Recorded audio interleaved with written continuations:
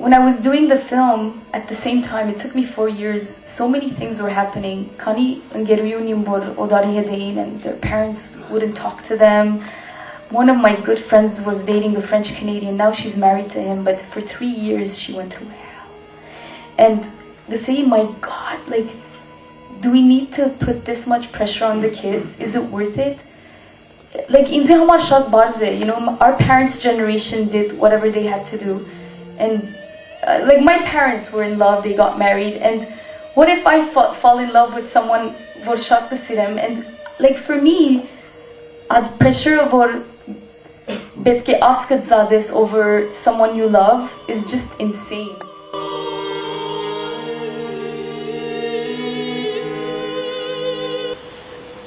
I think the fact that it's so personal and it's about my life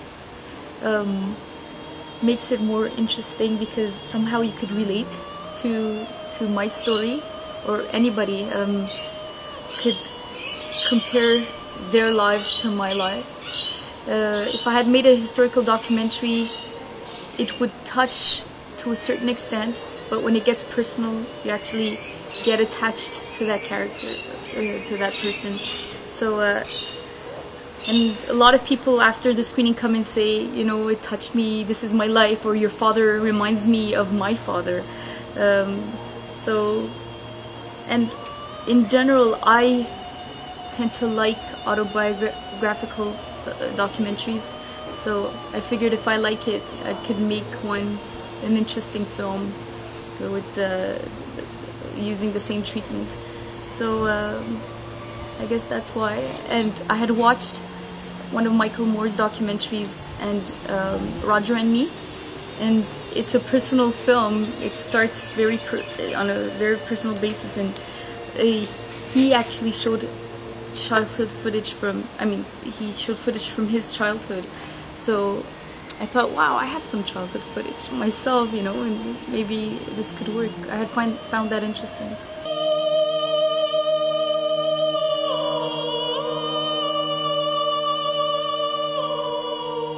For Adam, I worked with Adam Egoyan on Ararat as head researcher, and what I did wasn't too complicated. It was actually really fun. First, I have to say that he lives in Toronto and I live in Montreal, so I didn't really see him while working with him. Second, what I did was the research for the costumes and the decors. So it was fun research. I love doing research. Even for my documentary, the research is the part I love the most. And so it was fun. He's very humble. It was really interesting to be on the set with him and to watch him work. He creates an amazing ambiance with his entourage. He always works with the same people, and you feel the respect. You feel that everybody respects each other, and I loved that about Atom and my experience with Ararat.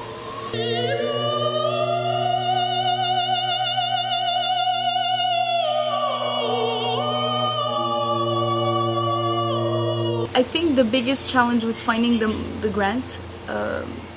It's always a competition. You apply for grants from the government and you never know if you're going to get it.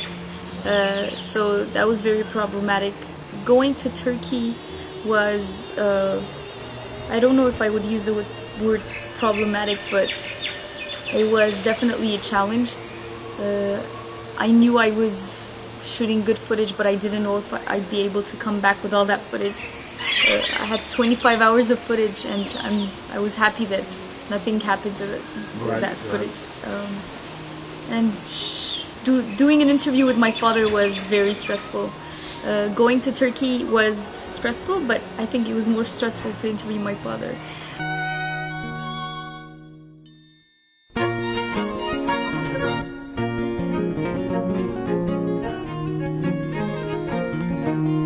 Of course, we're all influenced by multiculturalism. We're influenced by the media, we're influenced by the advertising around us. I felt like that I was left behind, and so, you know, it opens new doors and you're like a sponge. You actually suck the new world, and you want to learn more about what you've missed out on. So at the age of 17, when I left the Armenian school, I was ready to explore, and And yes, our generation especially is more in, how do I say this? I mean, I know the French were des individualistes. Our parents' generation focus more on the community, whereas I think we're more focused on what we look like, and and again, it's the media. We're influenced by that, and it's all about what car we drive, what clothes we wear, and of course, everybody's influenced by that, and it's hard to keep the new generation focused on the importance of the community.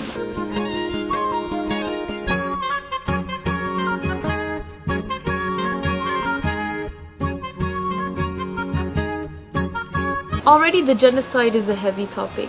It depresses some people don't even want to talk about it anymore, so I had to find a new angle. And I think the fact that I used a bit of humor, first, it represents me, it's my personality, and second, I think it's fun when you mix humor with sadness to get a point across. I didn't want people leaving the theater saying, I'm so depressed, and we should just forget about the genocide. For me, this was a new approach.